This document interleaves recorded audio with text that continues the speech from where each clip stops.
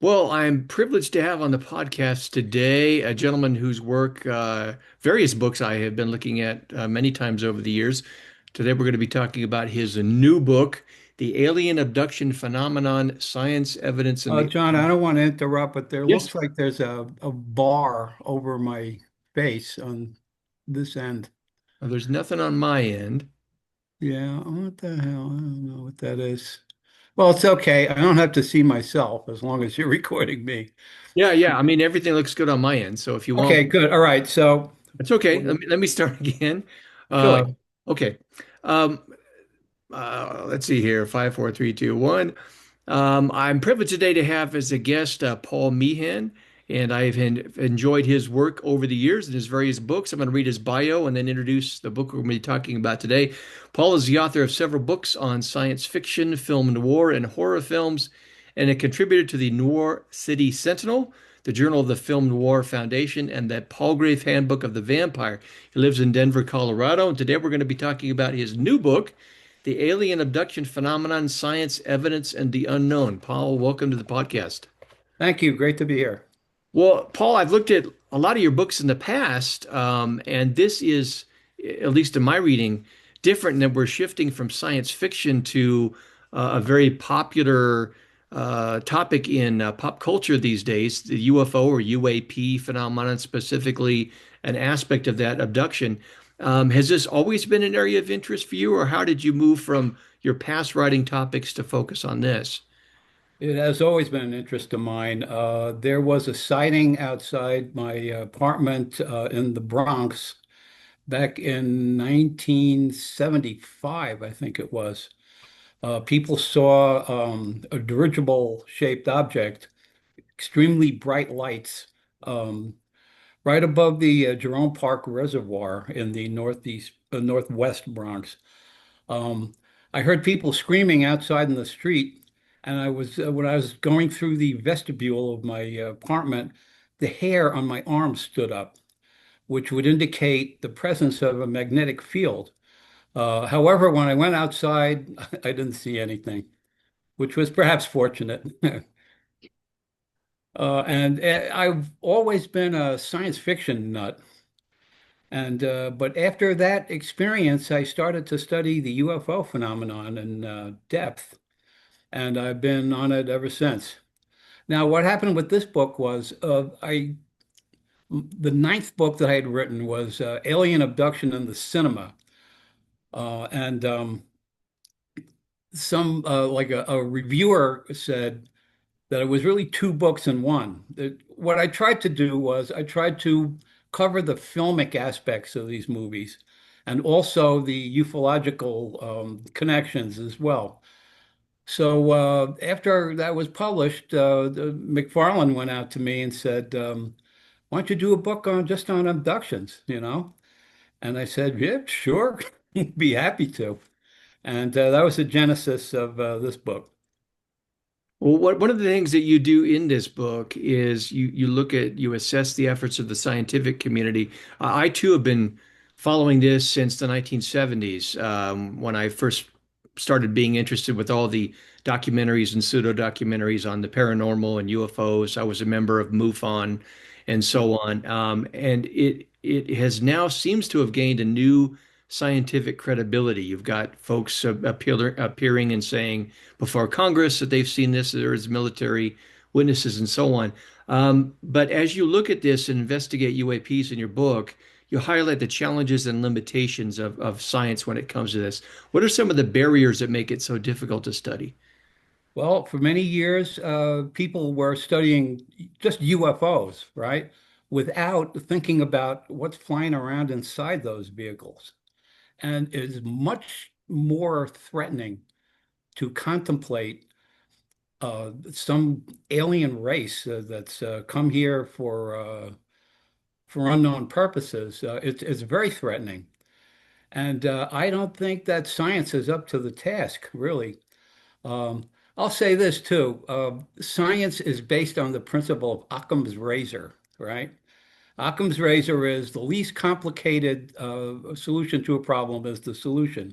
And you can play that another way, saying that the most boring, the most dull explanation is the explanation. And I think there are some phenomena that Occam's razor will not shave, and UFOs are one of them. What for you is some of the strongest evidence that you've encountered in your research preparing for this book? I well, I was very taken with the work of Bud Hopkins and David Jacobs, especially Jacobs. I think he had a handle on this business better than anyone else. Um, and what he has written is very, very frightening. These beings are just here for their own purposes. They're not here to help us. They're not here to usher us into the Galactic Federation of Worlds. They're here for their own purposes, and we are not really part of their agenda. Not really. I mean, after they've done with us, God knows what the fate of the human race will be. And I just got to say, I hope that none of this is true. I hope with all my heart. The X-Files dictum, I want to believe. I don't want to believe. I don't. But for some reason, my intuition finds this scenario compelling. That's all I can say. Okay, what do you see as some of the problematic aspects? Obviously, not every sighting is some potential alien visitor about to abduct somebody. There are hoaxes and so on. What are some of the problematic aspects which complicate the more intriguing aspects of the phenomenon to be taken seriously? Well, of course, a big one is the sleep paralysis business, which I've written about on Theo Fantastique. I think it's an explanation for a fair number of these experiences. Um, also, there are hoaxes. There are people who people who want to believe in a beneficent type of visitation, which I think is something that's very, very dangerous. I do not. Some people believe that there's a spiritual component to the abductions, and I strongly disagree with that. And I think it's actually a dangerous notion. These from what I can understand with my intuition and with my intellect. Um, these beings are they're not demonic, but they might as well be. They treat us like we're some kind of second stage subhumans or kind of some kind of animals or something, and we are property. That they are extracting what they want from us and using it for their own purposes. And especially Jacobs is always talking about something called the change. The change is going to come. One day we'll wake up and the sky will be full of ships and they will be here. And God knows what is going to happen to us in that scenario. I find it very, very disturbing.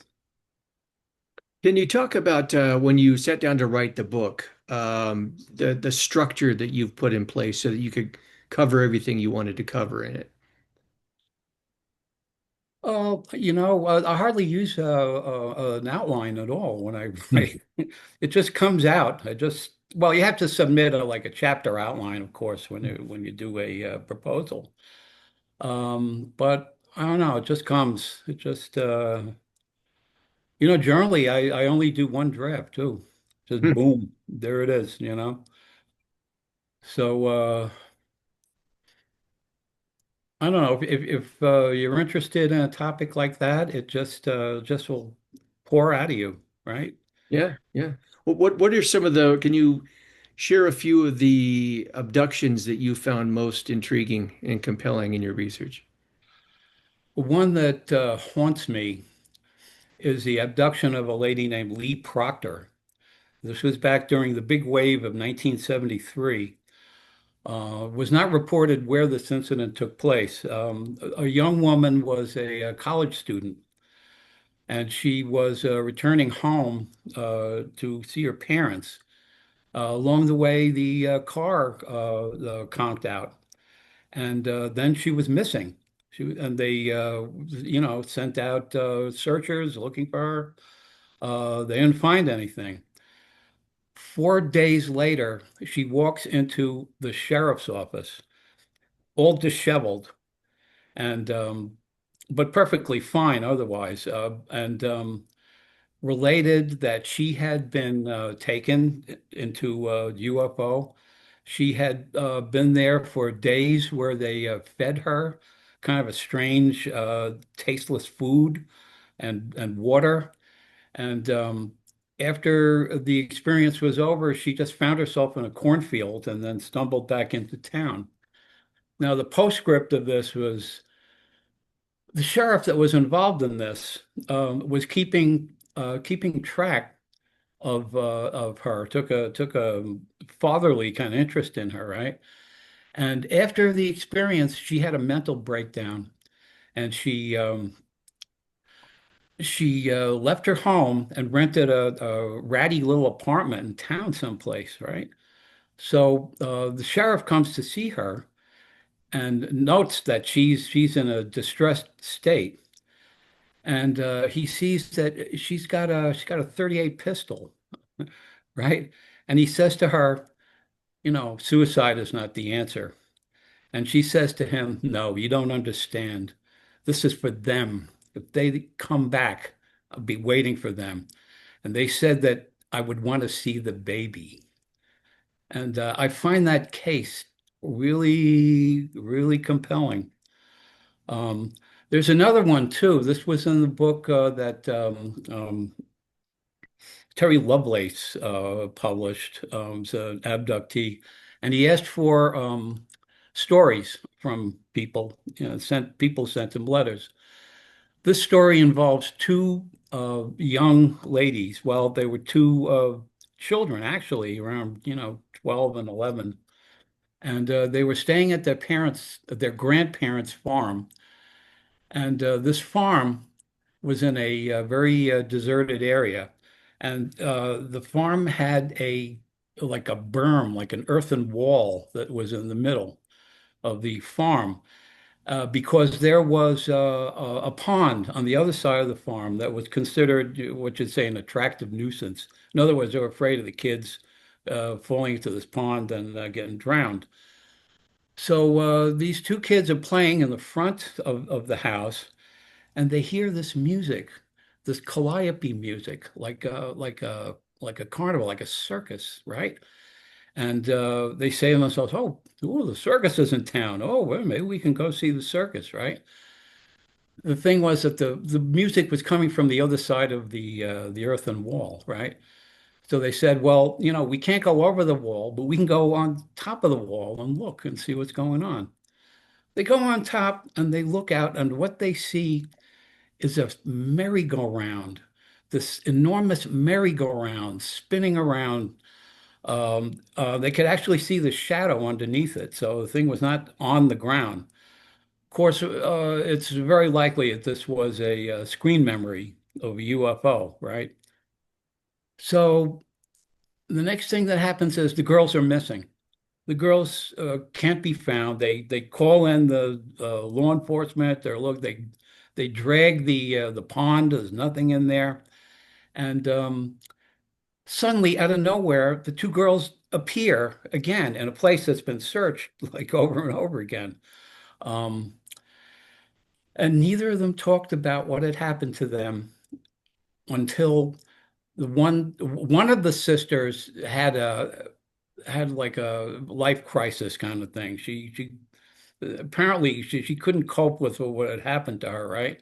And it was only revealed when she was on her deathbed that they talked about that they had been abducted and subjected to, some kind of OBGYN procedures that just left them devastated. And I find that also a very compelling story. One case that I first heard about that took place when I was just a youngster in 1973, the case in Pascagoula, Mississippi, with the two fishermen. um, which continues to. I think there was a recent documentary on it, and one of the Mm. surviving participants has a book that came out within the last few years. Can you talk about that case a little bit? Yeah, that was the case where these two men were fishing on a pier in Pascagoula, Mississippi, and a craft landed, and these two of these, what they described as claw men, they were like robotic entities, apparently, took them inside and examined them. Uh, the one guy, the young guy, Parker, I think his name was totally devastated. He lost consciousness. He hardly remembered anything. The older gentleman stayed conscious and remembered what had happened. The interesting thing was that after the abduction, they went to the local law enforcement who had a concealed tape recorder and recorded them talking to each other and talking about how how freaked out they were over this incident. Um, Something else that is connected with this. I'm trying to find the reference to this business. There was a sighting of an underwater object in that same area around that time. These fishermen were out and saw a light in the water that was connected to like object around the size of a miniature submarine. The Either the Coast Guard or the Navy was called in and investigated this. And considering all the stuff that's going on about underwater, unidentified underwater objects, I think that was interesting. Plus, happening in the same area around the same time. Though I have not lately been able to track down that particular case. I think it's interesting in terms of the Pascagoula event. Well, given your previous writings about science fiction and UFOs and films and that type of thing, let's talk about how we interpret UFO experiences and the abduction phenomenon. What do you think the place of media, film, Cold War, paranoia in the past, and so on? How does that color our interpretation of these things? Well, in the 1950s, you had the Cold War, the threat of atomic death, and the contactee movement of the 1950s was an attempt to solve two problems at once. It was like the sorcerers were here to save us from ourselves and save us from the threat of war, thermonuclear, global thermonuclear war. Um, so that was one aspect of it. Meanwhile, the film industry is busy cranking out all these invasion movies and aliens are scary kind of things. That became ameliorated somewhat in the 1970s when Spielberg's Close Encounters came out and sort of rehabilitated the aliens, you might say. Um, Nowadays, what eventually happened was that the abduction phenomenon just descended into a bunch of low-budget horror movies. That's the state of the art today. We kind of come full circle from the 1950s again. Um, Science fiction has influenced the ideas of ufology, I think, in a profound way. For instance, this notion that there's some kind of a galactic United Nations kind of organization of worlds. I think this is a fallacy. This is a science fiction conceit that we're going to be contacted and we're going to it'll be usher in this new golden age, and the aliens are all going to give us free energy and free dental care and free ice cream and whatever. But I don't think that's happening at all. I don't think because I don't think that exists. If we look out in the universe, we don't see a universe filled with life. We don't see this. right? We don't see Star Wars or Star Trek and the Klingons and the Romulans and all that stuff. We don't see any of that, right? It's a dead universe out there so far, right? They have not detected any radio signals from space. They have not detected any life in any kind of Earth-like worlds that would support life out there so far, right? So I think that's where science fiction went wrong.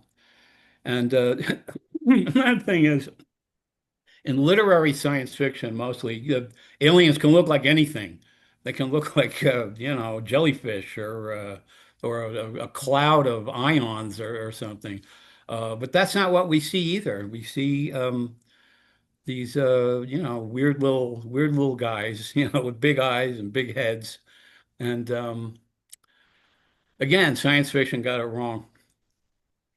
What are your thoughts on some of the renewed public interest and perhaps credibility in UAPs? I still have a tough time calling them UAPs. They're still UFOs. Yeah, I no, think it doesn't. It UAP, doesn't compute. Yeah. yeah, I think UAP is just kind of a new moniker to because now we're taking it seriously, right? And but you've got this whole past history where they referred to UFOs. It's part of a continuum, so it seems strange to slap a new label. But anyway, you've got testimony before Congress, you've got the military releasing footage and so on. So the UAP phenomenon seems to have more interest and credibility, and yet does the abduction phenomenon, does that has that also benefited from this or no? I would say not really. Again, it's like all the emphasis is on the craft, on the UFO, okay? We don't want to think about what's inside there, all right? Um, and the abduction research has taken a big hit, okay? John Mack died, Hmm. Bud Hopkins died, David Jacobs is retired, right? So what's taken over is kind of like the resurgence of the contactee movement again. Hmm. And again, the emphasis on the craft rather than what's inside the craft. Um, the British researcher Nick Pope once said, if the Queen came to visit you, you would not be interested in the car in which she arrived. You would want to know why she was visiting you, right? And I think that's an apt metaphor. It's interesting that we tend to look at the abduction phenomenon in terms of just the event of the alleged abduction, but not a whole lot about what happens, what kind of transformation takes place on the part of the person who was abducted. Did you research some of that? Were there any commonalities involved? Well, here's what I think is going on. All right, so these abductees report, and this is a very common thing, that they are shown a display, like on a screen, in which they're shown like the destruction of the earth and really horrible imagery, right? And I think this is part of a process where these people are undergoing behavior modification. They are being taught by the aliens that we are the problem and they are the solution. That our wicked ways are destroying the planet and global climate change and some kind of disaster is going on. P.S. They may be the ones that would precipitate this horrible disaster, but that's not thought of. If you recall the movie Clockwork Orange, right? And towards the end of that movie, Malcolm McDowell is strapped to a chair and his eyes are kept open with some clamps. And he's shown exactly the same thing in order to brainwash him, basically. He's shown images of concentration camps or whatever to modify his behavior, right? So these abductees now are thinking along the lines of the contactees that there's going to be a horrible disaster and the aliens are somehow they're going to save us from that. Okay. And I think that's what's going on. I think they're being, I don't want to use the term brainwashed because that's very emotionally loaded, but they're undergoing behavior modification and also telepathically, right? While they're watching these images, these beings are there like, pumping stuff into their minds. It's pernicious. It's scary. It's And a lot of these people consider themselves, there's a phenomenon called dual referencing, where they think that they're the part alien and the part human. And after the change comes, they're going to be out there, I don't know, working with the aliens. It's kind of a scary narrative, I think. kind of interesting to hear you discuss that, and some of the part of the phenomenon you're talking about mirrors what we see in very earthbound religious traditions. The idea of an end times and messianic figures that will come and save humanity. In the course of your research and some of this, did you notice such parallels? Yes, well, obviously with the change business and with the notion that these aliens are some kind of saviors, uh, personally, I think it's very dangerous to think that there's some kind of a spiritual dimension to this. I just don't see it. I just don't. Um, I think people are being led that way, and people want to believe that.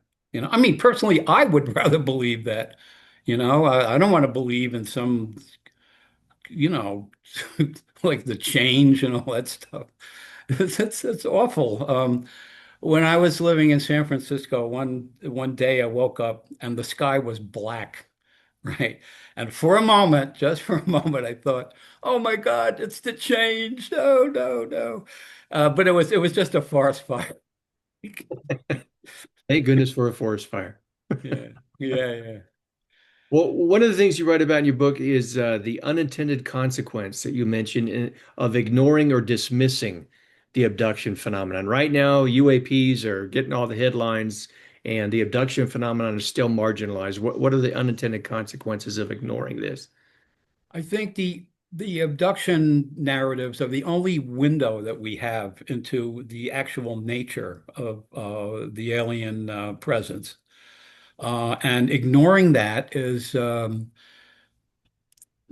big buzzword in ufology today is disclosure. Disclosure. We're going to have disclosure, and the government is going to tell us that the aliens exist, and furthermore that we have all this technology that's going to revolutionize the world. That's the current state of thinking now. Uh, the abduction thing is just too frightening. It's too frightening for people to contemplate. Then, uh, the thing that pulled me over the edge was I write about this in the book, meeting that strange man in Grand Central Station who wanted me to go out for a job interview, and that thing fit in so well with a lot of other cases wherein things like that are going on. The people are lured out into some deserted kind of decrepit building where this bogus interview goes on, and the people's memory of it is a little bit hazy. And so that's what happened to me. This guy walked up to me out of nowhere as I'm leaving the station. And he said, Are you looking for a job?" And oh yeah. He gives me he doesn't give me a flyer or a business card or something. He takes a piece of scrap paper and he writes down an address, a date, and a time. And he gives me this thing. He says, "Be there. It's a great job," right? And I was flabbergasted. For some reason, I didn't question him or anything. So, I walk out there and I tell my wife, "Hey, I got a job." And she said, "Wait a minute, wait a minute, wait a minute." I told her what the deal was, right? So I said to myself, I'm going to check this thing out by myself, okay? And so the address of this place was somewhere out in Queens, which is a big sprawling borough, and it's kind of hard to find individual addresses. So without telling my wife, I went out to look at this place, right? And I'm thinking, well, this is legit. I'm going to go out there, see this bustling office and, all this stuff going on. So I located this place. It was out in somewhere called Long Island City in Queens. And I go out there and I find it's this old, crappy, decrepit building in an industrial park. I'm saying to myself, there's no way I'm coming out here at 8 o'clock at night for an interview with this. No way, right? So I was always puzzled about that. And in 2003, Bud Hopkins came out with the book Sight Unseen, where he started to talk about these job interview things, and alarm bells went off in my head, right? Because my experience was so similar. And let me say something else too. I've written about how there's a certain prescience that's involved in filmmaking, that people somehow tap into this kind of signal line of the phenomenon, right? There was a movie that came out in 1966 called The Night Caller from Outer Space. It was a British film, very obscure, right? And in this film, there's a scene where this woman goes on an interview for a job. And she goes into this office, which is very bare, there's nothing in it. And this alien guy is sitting behind the desk, right? Who hypnotizes her. And later on, she gets abducted, And I tell you, that chills me also, that really chills me. You can check out that one clip that's on YouTube if you're interested. Well, Paul, what's one major takeaway that you hope readers come away with after reading your book? I kind of wrote this book to wake people up. I think that we've gone too far into the aliens are good guys, or just into the pursuit of sightings in and of themselves. I think that we really got to uh, get analytical about what's going on in terms of analyzing the abduction material. I'll say this too. I'm working on another book. I just got a contract. It's called Aliens and the Paranormal, Hmm. where I'll be going into some of that business. My thinking lately is these beings are insects. They are an insect race, perhaps from the future, perhaps. And the head of the whole hierarchy are these mantis beings that people describe, which are really scary. They're not little guys with big eyes. They're creepy looking, creepy looking giant bugs. Yeesh. Yeah, and that'll be out sometime in 2027, hopefully. Okay, who's the publisher with that? That's Exposit Books. That's the it's a McFarland imprint. Okay, very good. Yeah. Well, it's certainly an excellent read. Let me put it up here for folks so they can take a look at it in the program notes on the blog post. You'll find a link to it. And do you have a website I can refer folks to, Paul? I do not. I Okay. do not. Yeah. Okay. Well, just refer them to your books, and they can find out your work there. Yeah, it's on Barnes and Noble and Amazon, and even on Target and Walmart you can get it. Yeah, it's great to be in the popular press. That's for sure. Absolutely. Yeah. Well, Paul, thank you again. Thanks for the friendship over the years, and thanks so much Absolutely. for talking Yeah. about this book. Okay. All right. Thank you very much for having me.